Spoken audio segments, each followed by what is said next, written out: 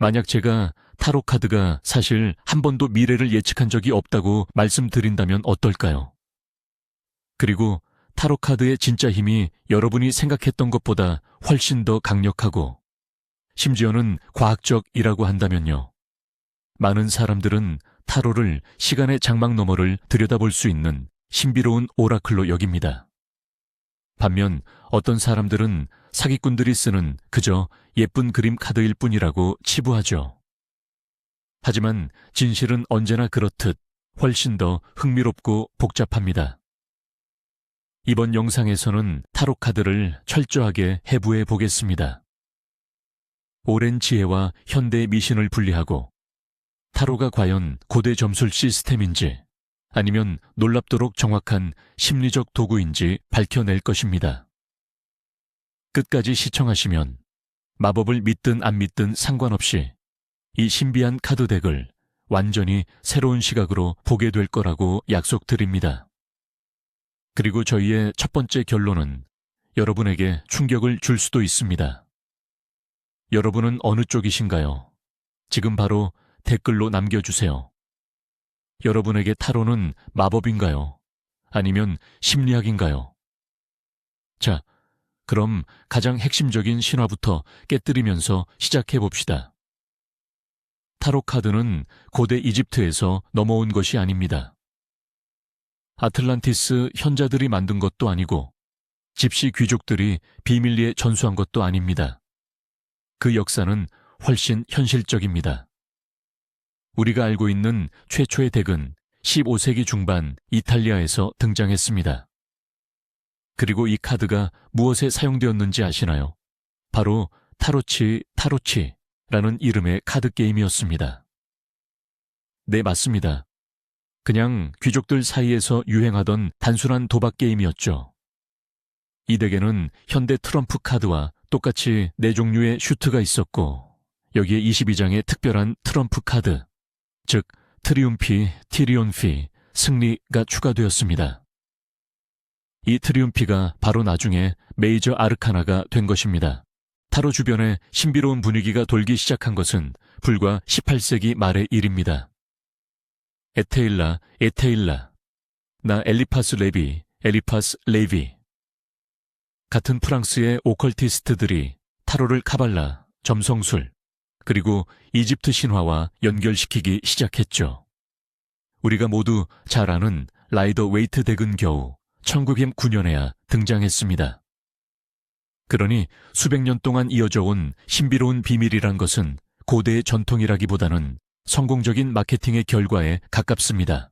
우선 타로를 믿는 사람들의 관점에서 예측 모델이 어떻게 작동하는지부터 살펴보겠습니다. 그 기본에는 우주가 하나의 거대한 정보 흐름이며 모든 사건은 상호 연결되어 있고 우연이란 결코 우연이 아니라는 생각이 깔려 있습니다. 이러한 맥락에서 타로 카드는 바로 그 흐름에 접속하여 다가올 미래에 대한 정보를 읽어내는 도구가 됩니다. 덱을 섞고 카드를 선택하는 순간 질문자가 자신의 에너지 또는 초월적인 힘을 빌려 결과에 영향을 준다고 믿습니다. 결국 펼쳐진 카드들은 무작위의 조합이 아니라 던져진 질문에 대한 상징적인 답변인 셈입니다. 이는 심리학자 칼 융이 설명했던 동시성 싱크로니시티의 원리와 유사합니다. 동시성이란 인과관계가 없는 2개 이상의 사건이 동시에 발생하며 관찰자에게 중요한 의미를 지니는 현상입니다. 신비주의적 관점을 지지하는 이들에게 타로 배열, 스프레드은 바로 이 동시성의 행위인 것입니다. 즉, 인간의 내면 상태가 카드의 상징을 통해 외적인 세계에 투영되는 방식인 거죠. 자, 이제 심리학자의 관점에서 이 과정을 살펴보겠습니다. 우리가 카드를 볼 때 정확히 어떤 일이 일어날까요? 우리는 단순한 그림이 아닌 수많은 의미가 담긴 상징을 보게 됩니다. 그리고 우리의 뇌는 즉시 해석 작업을 시작합니다. 이 과정을 심리학에서는 투사 토우시라고 부릅니다. 우리는 중립적이거나 다의적인 이미지 위에 우리 자신의 생각, 두려움, 희망, 그리고 내면의 경험을 투사하게 되는 것입니다. 여러분이 구름을 바라보는 상황을 상상해 보세요. 어떤 사람은 구름에서 용을 보고, 다른 사람은 성을, 또 다른 사람은 키우던 강아지의 얼굴을 볼 수도 있습니다. 구름은 똑같지만 각자가 보는 것은 다릅니다. 즉, 이미 그들의 내면에 존재하는 무언가를 투사해 보는 것입니다. 타로 카드도 이와 같은 원리로 작동합니다. 파괴되는 건물을 그린 타워 카드를 예로 들어보겠습니다. 이 카드는 어떤 이에게는 붕괴와 재앙의 상징이지만 다른 이에게는 낡고 불필요한 것들로부터 해방되는 징표가 될 수도 있습니다. 사실 카드는 우리에게 전혀 새로운 것을 알려주지 않습니다. 카드는 그저 거울처럼 작용하여 이미 우리의 잠재의식 속에 숨겨진 것을 비춰줄 뿐입니다. 이렇게 카드는 내면에 숨겨진 것을 수면 위로 끌어올려 우리가 명확하게 언어로 표현할 수 있도록 도와줍니다. 이 타로덱의 구조를 자세히 들여다보면 그 안에 얼마나 깊은 심리적 통찰이 담겨 있는지 놀라게 되실 겁니다. 22장의 메이저 아르카나는 단순히 무작위 그림들의 집합이 아닙니다. 조셉 캠벨과 같은 많은 연구자들은 이 카드들을 영웅의 여정을 은유적으로 묘사한 것으로 해석합니다. 이 여정은 대부분의 신화, 전래동화, 심지어 할리우드 블록버스터의 근간을 이루는 보편적인 이야기입니다. 여정은 순수함, 여정의 시작, 그리고 순수한 잠재력을 상징하는 바보, The Fool 카드로 시작됩니다. 영웅인 바보는 여정을 떠나며 원형적인 인물들을 만나고 다양한 시련을 겪게 됩니다. 그는 마법사, 의지와 숙련도, 여제, 창조성과 보살핌, 그리고 은둔자, 고독 속에서 지혜를 탐색 같은 인물들을 만납니다. 또한 악마, 유혹과 중독과 마주치고 오래된 기반의 파괴. 카드가 상징하는 시련을 겪습니다. 이 여정의 종착점은 통합, 조화, 그리고 주기의 완성을 상징하는 3개 카드입니다. 그러므로 메이저 아르카나 배열은 단순히 예언이 아닌 일종의 진단으로 볼 수 있습니다. 현재 당신이 개인적인 영웅의 여정 중 정확히 어느 단계에 와 있는지를 말이죠. 영웅의 여정이라는 개념은 칼 구스타프 융기 심리학에 도입한 원형 아키타입 개념과 깊이 연결되어 있습니다. 원형이란 전 인류의 집단 무의식 속에 담겨 있는 보편적이고 타고난 사고 및 이미지의 패턴입니다. 이것은 어떤 문화권의 사람들에게도 이해되는 기본적인 인물 또는 스토리의 틀이라고 할 수 있습니다. 예를 들면 현자, 위대한 어머니, 트릭스터, 그리고 영웅 같은 것들이죠. 융은 이러한 원형이 우리의 꿈, 신화, 예술, 그리고 환상 속에서 드러난다고 믿었습니다. 자, 이제 타로카드의 메이저 아르카나를 한번 살펴보세요. 이것이야말로 가장 순수한 원형들의 갤러리 아닙니까? 황제 카드는 아버지, 구조, 권위, 질서의 원형입니다. 여사제는 직관, 신비, 숨겨진 지식의 원형이죠. 연인은 선택과 반대되는 것들의 결합을 상징하는 원형입니다. 그리고 힘 카드는 단순히 거친 물리적 힘이 아니라 내면의 야수를 길들이는 능력, 즉 내적 힘의 원형을 나타냅니다. 우리가 이 카드들과 함께 작업할 때 우리는 본질적으로 우리 자신의 심층적인 정신구조와 대화를 나누는 것과 같습니다. 카드는 지금 우리 삶에서 어떤 원형이 활성화되어 있는지, 그리고 그 에너지가 우리의 행동에 어떻게 영향을 미치는지 인식하도록 도와줍니다. 메이저 아르카나가 인생의 거대한 원형이자 중대한 전환점을 상징한다면 마이너 아르카나는 우리 삶의 일상적인 모습들을 담고 있습니다. 이들은 4가지 슈트로 나뉘며 각 슈트는 인간 경험의 특정 영역을 담당합니다. 이는 현대 코칭에서 다루는 삶의 영역 구분과 놀라울 정도로 유사합니다. 불의 원소와 연결된 지팡이 원스. 슈트는 우리의 에너지, 열정, 창의성, 커리어, 그리고 야망을 나타냅니다. 이는 행동과 자아 실현에 관련된 모든 것을 의미합니다. 컵, 캅스 또는 성배 슈트는 물의 원소로 우리의 감정, 느낌, 관계, 사랑, 그리고 직관의 세계를 다룹니다. 점소츠 슈트는 공기의 원소이며 우리의 이성, 생각, 아이디어, 소통의 영역이자 우리가 직면하는 갈등과 내려야 할 결정들을 상징합니다. 그리고 마지막으로 펜타클, 펜타클스 또는 원반 슈트는 땅의 원소로 돈, 건강, 직업, 집, 우리의 신체와 같이 물질적인 세계와 관련된 모든 것을 포괄합니다. 스프레드에서 마이너 아르카나 카드를 해석할 때 우리는 이 각각의 삶의 영역에서 무슨 일이 벌어지고 있는지, 그리고 우리의 기쁨이나 불안의 근원이 정확히 어디에 있는지 매우 정밀하게 분석할 수 있습니다. 타로 카드 점술 혹은 지금 시점에서 말하자면 카드를 활용한 심리 상담의 과정 그 자체가 이 메커니즘에서 매우 중요한 부분입니다. 이를 우리는 의식 이시이라고 부를 수 있습니다. 고민거리를 안고 온 사람이 질문에 집중하고 카드를 섞은 뒤 정해진 방식 스프레드대로 카드를 배열합니다. 심리학적인 관점에서 이때 어떤 현상이 일어날까요? 일상의 번잡함으로부터 분리된 특별한 공간이 만들어집니다. 마치 심리 상담실을 만드는 것과 같죠. 이러한 의식은 내담자가 외부 세계에서 자신의 내면으로 주의를 전환하도록 돕습니다.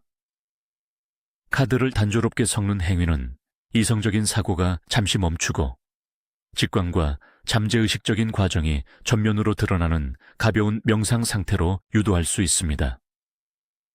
자신의 문제에 시간과 주의를 기울인다는 사실, 그 자체만으로도 이미 치료적인 효과가 있습니다. 또한 각 자리가 의미를 지니는, 예를 들어 과거, 현재, 숨겨진 요인 등 배열의 구조는 혼란스러운 생각을 정리하고 상황을 다양하고 때로는 예상치 못한 관점에서 바라볼 수 있도록 돕습니다. 타로가 효과를 발휘하는 핵심 요소는 바로 서사의 힘, 즉 스토리텔링입니다. 타로 배열, 스프레드춘, 단순히 개별적인 예언들의 모음이 아닙니다. 그것은 하나의 이야기를 엮어내는 바탕, 즉 이야기의 캔버스 역할을 합니다. 타로를 읽는 사람 혹은 스스로 카드를 펼친 본인 질문자은 이야기꾼 역할을 맡습니다. 그들의 임무는 개별 카드에 담긴 상징들을 하나의 통일되고 논리적이며 이해하기 쉬운 서사로 연결하는 것입니다.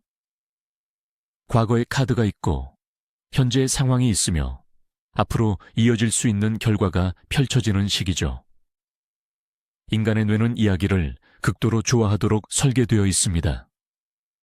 우리는 이야기로 사고하며 이야기를 통해 세상을 이해합니다. 잘 짜인 이야기는 흩어져 있던 사건들의 의미를 부여합니다. 우리가 우리의 삶의 상황에 대한 그러한 이야기를 얻게 될 때 상황의 전체적인 맥락을 파악하고 인과관계를 발견하며 현재 벌어지는 일 속에서 의미를 찾을 수 있게 됩니다. 본질적으로 우리는 카드를 통해 우리 자신에 대한 치유적인 신화, 테라푸틱 미스를 함께 만들어 나갑니다. 이 이야기는 문제에 대한 새로운 관점을 제시하거나 예상치 못한 해결책을 제안할 수도 있습니다. 혹은 단순히 상황에 대한 통제력과 이해를 제공하는데 이 자체가 불안감을 낮추는 효과가 있습니다. 여기서 또 하나의 강력한 심리적 메커니즘이 작용합니다. 바로 확증 편향, confirmation bias입니다. 이는 우리가 이미 가지고 있는 믿음이나 가설을 뒷받침하는 정보만을 찾고 해석하고 기억하려는 경향을 말합니다.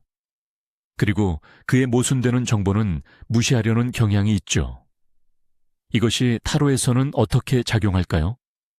예를 들어 여러분이 직장 문제로 걱정이 많고 해고될까봐 두려워한다고 가정해 봅시다. 타로 스프레드에 10개의 칼에 찔린 사람이 그려진 껌 10, 10 of Swords 카드가 나왔습니다. 당신의 뇌는 즉시 이 카드에만 집착하며 아, 내가 이럴 줄 알았지. 이제 끝났어. 라고 단정 짓습니다. 성공과 기쁨을 상징하는 옆에 태양 The Sun 카드나 새로운 기회를 나타내는 펜타클 에이스, Ace of Pentacles 카드는 완전히 무시해버립니다. 당신은 자신의 두려움에 맞는 해석만을 선택하는 것입니다. 바로 이 때문에 타로 해석이 종종 그렇게 정확하게 느껴지는 겁니다. 타로가 미래를 예언하는 것이 아니라 우리가 이미 믿고 있거나 무의식적으로 두려워하는 것을 비춰주는 역할만 하는 것이죠. 실력 있는 타로 상담가는 우리의 두려움을 확증하는 일부 조각만 보는 게 아니라 전체 그림을 볼 수 있도록 도와주는 사람입니다. 타로 작업을 할 때 직관력이 필요하다는 말을 흔히 듣습니다. 그렇다면 직관이란 무엇일까요? 신비적인 관점에서 보면 직관은 외부, 즉 초월적인 힘으로부터 정보를 수신하는 능력입니다. 하지만 인지 심리학의 관점에서 보면 직관은 과거의 경험을 바탕으로 정보를 빠르고 무의식적으로 처리한 결과입니다.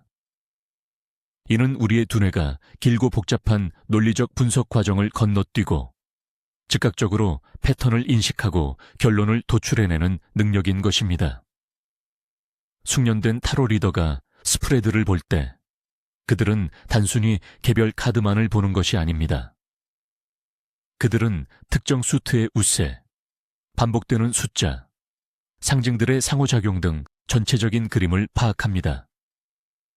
수천 번의 리딩을 통해 훈련된 그들의 두뇌는 이러한 패턴을 즉시 포착하여 통합적인 해석을 제시합니다. 이는 마치 숙련된 의사가 미묘한 증상만으로 진단을 내리거나 체스 선수가 몇 수 앞에 승리 조합을 미리 내다보는 것과 같습니다. 따라서 타로 작업을 하는 것은 바로 이러한 심리학적 직관을 개발하기 위한 훌륭한 훈련 도구가 될 수 있습니다. 여러분은 자신의 첫 느낌을 신뢰하는 법을 배우고 사건들 사이에 미묘한 연관성을 포착하는 능력을 기르게 될 것입니다. 그렇다면 우리가 내릴 수 있는 결론은 무엇일까요?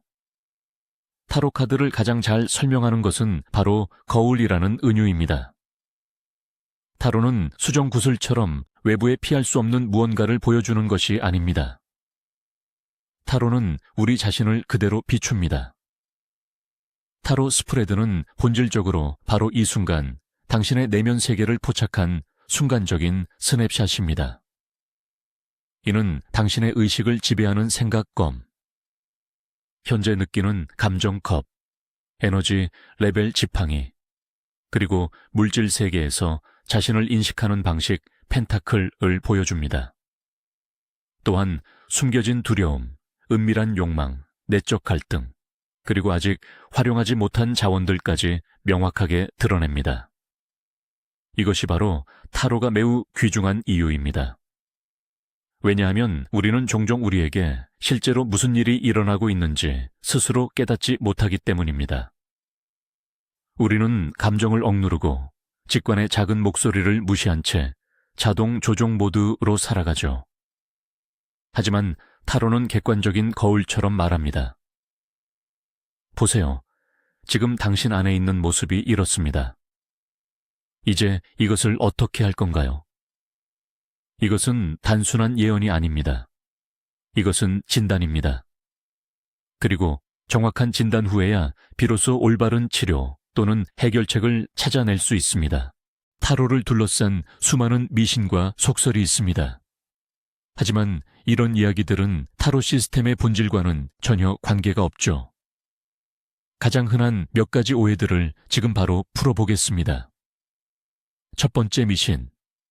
타로 덱은 스스로 사면 안 되고 반드시 선물 받아야 한다. 이건 완전히 헛소문입니다. 오히려 덱은 자신의 직관에 따라 직접 고르는 것이 좋습니다. 이미지가 마음에 들고 스스로에게 와닿는 덱을 선택해야죠. 결국 여러분이 함께 작업할 도구니까요. 마치 작업 도구나 중요한 책을 고르는 것과 똑같습니다. 두 번째 미신. 남에게 점을 봐주면 상대방의 카르마를 가져온다. 이 미신은 근본적으로 불안감에서 비롯됩니다. 타로를 심리적인 도구로 본다면 여러분은 그저 상대방이 자신을 더 잘 이해하도록 돕는 역할을 하는 것뿐입니다. 친한 친구와 속 깊은 대화를 나누는 것과 마찬가지죠. 가장 중요한 것은 윤리를 지키고 자신의 해석을 강요하지 않는 것입니다. 세 번째 미신. 역방향 카드, 뒤집어진 카드는 무조건 나쁜 징조다. 전혀 그렇지 않습니다. 역방향 카드는 에너지가 막혀 있거나 카드가 상징하는 특성이 부족하거나 과도하다는 것을 의미할 수 있습니다. 혹은 외적인 상황이 아닌 내면의 과정을 나타낼 수도 있습니다. 단순히 정보의 한 레이어가 더해지는 것일 뿐입니다. 이러한 미신들은 불필요한 장벽을 만들고 단순하고 우아한 자기 이해의 도구를 너무 신비롭게 포장하는 역할을 할 뿐입니다. 타로카드가 점술이나 심리를 넘어 활용되는 흥미로운 지점이 있습니다. 바로 강력한 브레인스토밍 및 창의력 개발 도구로 사용되는 것입니다. 당신이 작가인데 스토리 전개에 막혔다고 가정해 봅시다. 주인공이 앞으로 어떻게 나아가야 할까요? 그때 카드를 한 장 뽑아봅니다.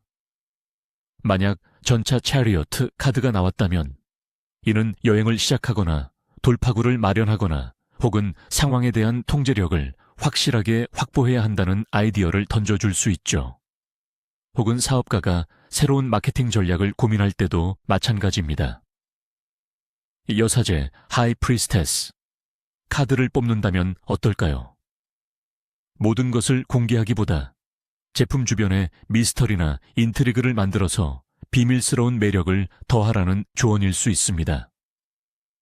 타로카드는 일종의 무작위 아이디어 생성기처럼 작동합니다.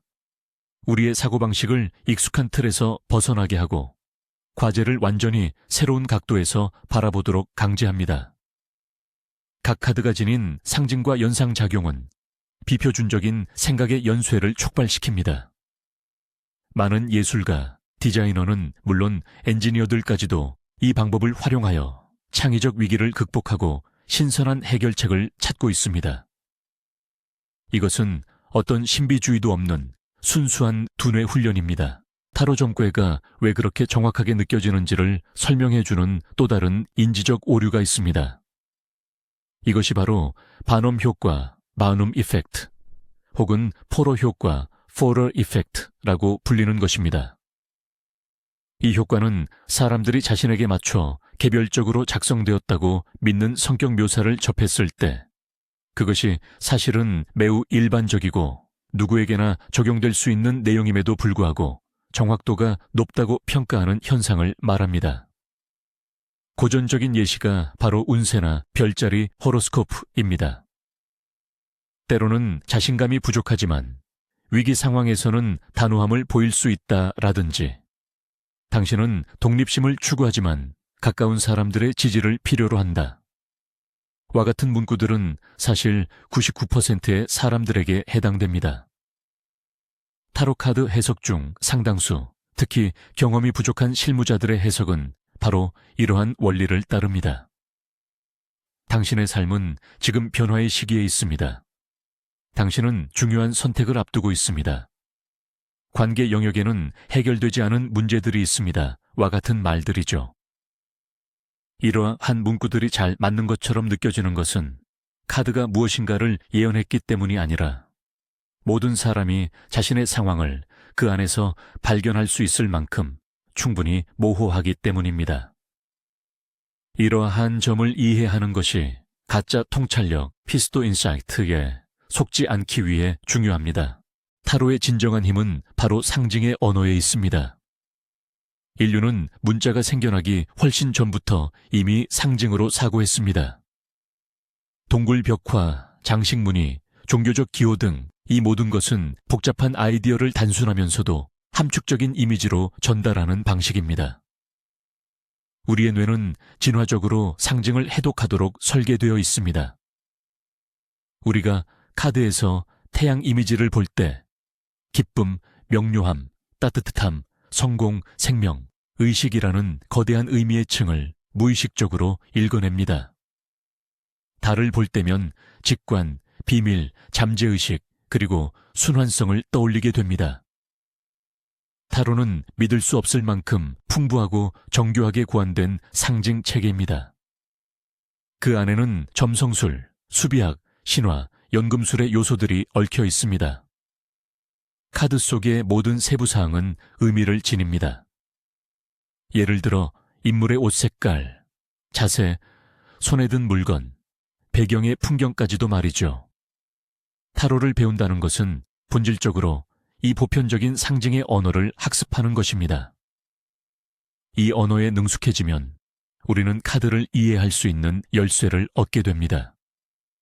나아가 예술작품, 신화, 꿈, 그리고 궁극적으로는 우리 자신을 더 깊이 이해하는 열쇠까지도 얻게 되는 것입니다. 우리는 주변 모든 곳에서 숨겨진 의미를 발견하기 시작할 것입니다. 이 모든 점을 감안하면 타로카드가 심리치료사의 상담실에서도 활용되고 있다는 사실은 그리 놀랄 일이 아닙니다.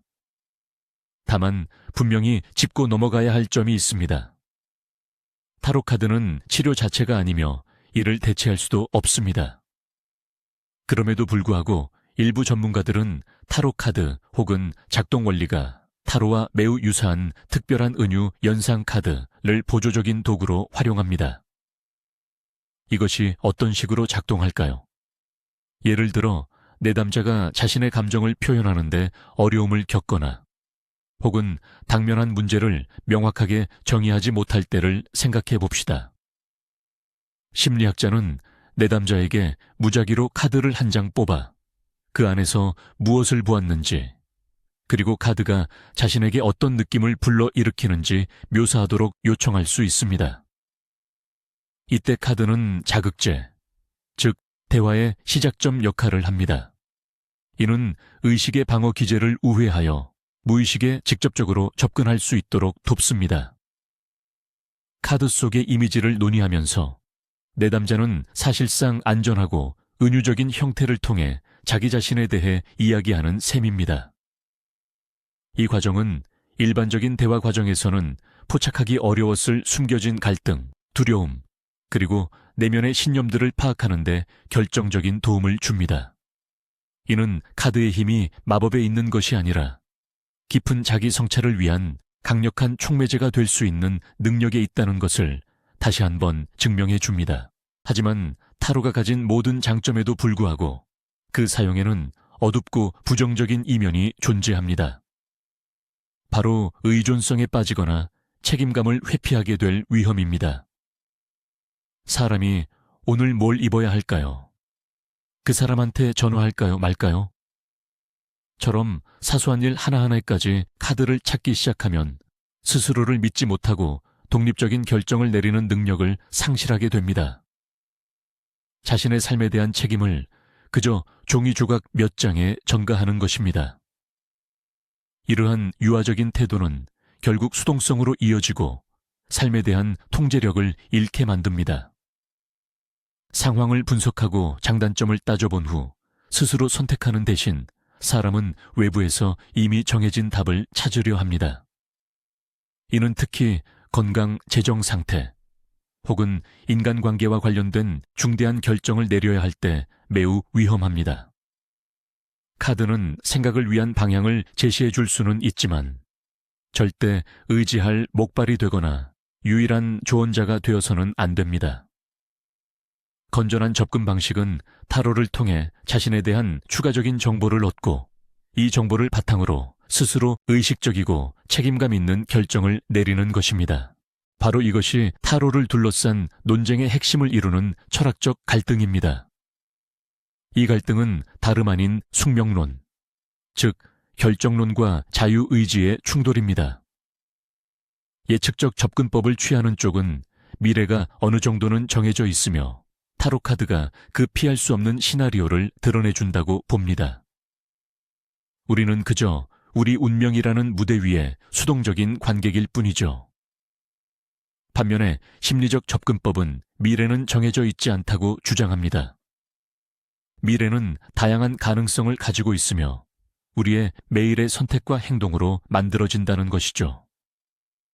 따라서 이 관점에서 타로는 앞으로 일어날 일이 아니라 만약 파라라면 일어날 수 있는 일을 보여주는 도구입니다. 카드는 당신의 현재 상태와 행동을 바탕으로 가장 가능성이 높은 사건의 흐름을 알려줍니다. 만약 그 흐름이 마음에 들지 않는다면 당신에게는 그것을 바꿀 힘이 있습니다. 가령 Top the Tower.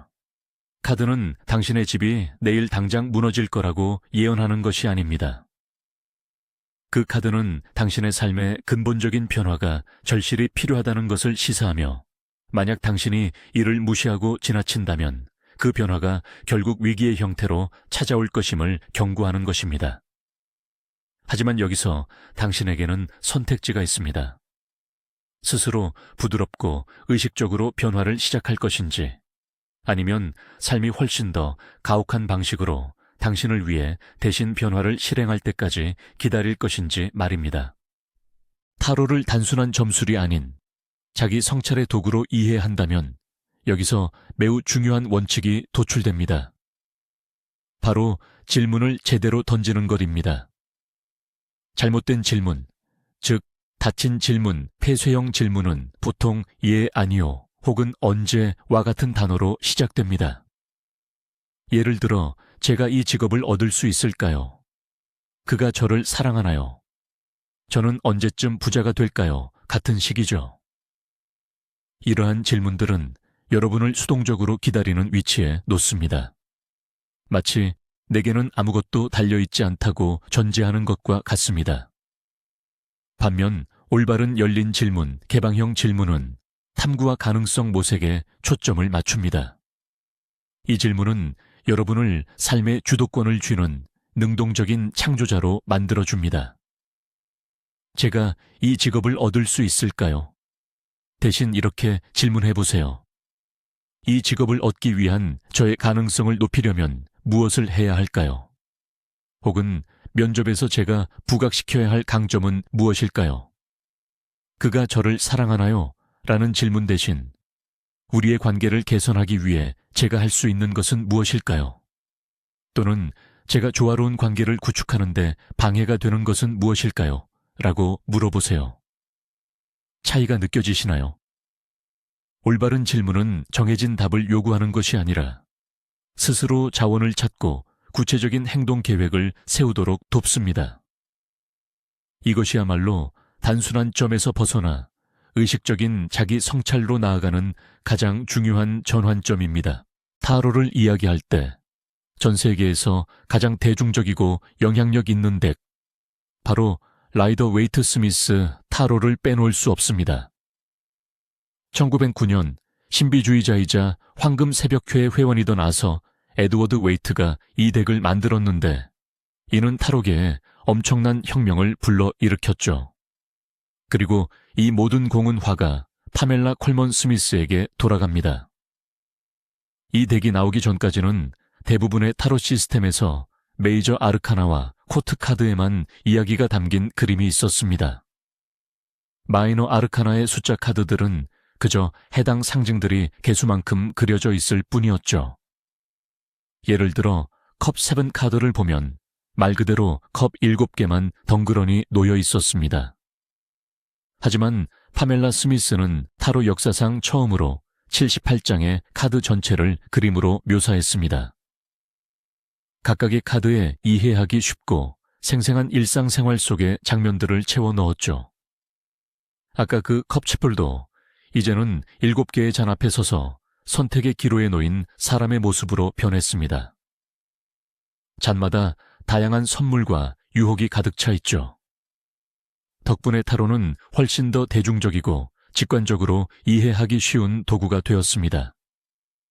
더 이상 딱딱한 의미를 외울 필요가 없었습니다. 그림을 보기만 해도 그 자체로 이야기가 전달되었기 때문이죠. 파멜라 스미스의 천재성 덕분에 타로는 이처럼 강력한 심리적 도구로 자리매김할 수 있었습니다. 그럼 결국 타로란 무엇일까요? 마법일까요? 아니면 심리학일까요? 수천 년 된 예언의 체계일까요? 아니면 현대적인 자기 이해의 도구일까요? 하지만 진실은 대개 그렇듯이 양극단이 아닌 그 어딘가 중간 지점에 있는 듯합니다. 더 정확히 말하자면 카드를 집어드는 사용자 자신에게 달려 있습니다. 타로는 무엇보다도 상징적인 언어입니다. 그리고 모든 언어는 다양하게 사용될 수 있습니다. 언어를 통해 위대한 소설을 쓸 수도 있고, 때로는 고발이나 비방의 글을 쓸 수도 있습니다. 학술적인 토론을 진행할 수도 있고, 재미있는 옛날 이야기를 들려줄 수도 있습니다. 타로도 마찬가지입니다. 어떤 사람에게는 타로가 초월적인 힘과 연결되어 미래를 엿보는 수단이 될 것입니다. 그리고 그 믿음이 삶에 도움이 된다면 굳이 부정할 필요가 있을까요? 또 다른 사람에게 타로는 자신의 잠재의식과 대화하는 구조화된 방법이며 자신의 동기를 더 잘 이해하고 복잡한 문제의 해답을 찾는 수단이 될 수 있습니다. 세 번째 사람에게는 단순히 영감을 주는 원천이자 아이디어 생성기가 될 수도 있습니다. 타로를 사용하는 데 있어 유일하게 정확한 방법은 없습니다. 타로는 사용자의 의도에 따라 그 기능이 결정되는 범용 도구입니다. 이것은 단순히 이것 아니면 저것이 아니라 이것이면서 동시에 저것인 것입니다. 자, 이제 결론을 내려봅시다. 우리는 타로 카드가 고대 이집트의 유물이 아니라 단순한 도박에서 시작해 복잡한 상징체계로 발전해 온 도구라는 것을 알게 되었습니다. 타로의 마법은 정해진 운명을 예언하는 데 있는 것이 아닙니다. 오히려 우리 무의식의 거울처럼 놀라운 방식으로 작동하는데 그 힘이 있습니다.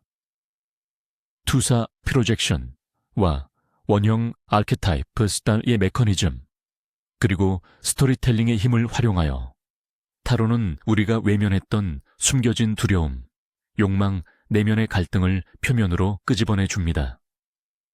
그 덕분에 우리는 상황을 객관적으로 바라볼 수 있게 되죠. 그러니 다음에 누군가 죽음 데스 카드를 뽑는다고 해도 절대 당황하지 마세요. 그것은 물리적인 끝을 예고하는 것이 아니라 반드시 필요한 변화의 강력한 상징입니다. 어쩌면 이것은 이제 뭔가 바꿔야 해 라고 외치는 여러분 무의식의 목소리일지도 모릅니다. 그리고 이러한 통찰은 어떤 예언보다도 훨씬 더 가치 있는 일입니다. 끝까지 시청해 주셔서 정말 감사합니다. 이 영상을 통해 새롭고 흥미로운 사실을 많이 알게 되셨기를 바랍니다. 만약 그러셨다면 채널 구독과 좋아요를 꼭 눌러주세요. 영상 홍보에 큰 도움이 됩니다. 자, 이제 시청자분들께 드릴 가장 중요한 질문입니다. 오늘 모든 내용을 들으신 후 타로에 대해 개인적으로 어떻게 생각하시나요? 타로를 점술 도구라고 보시나요? 심리적인 수련법이라고 보시나요? 아니면 단순히 아름다운 그림이라고 생각하시나요? 여러분의 생각을 댓글로 남겨주세요. 여러분의 의견을 읽는 것이 정말 흥미로울 것 같습니다.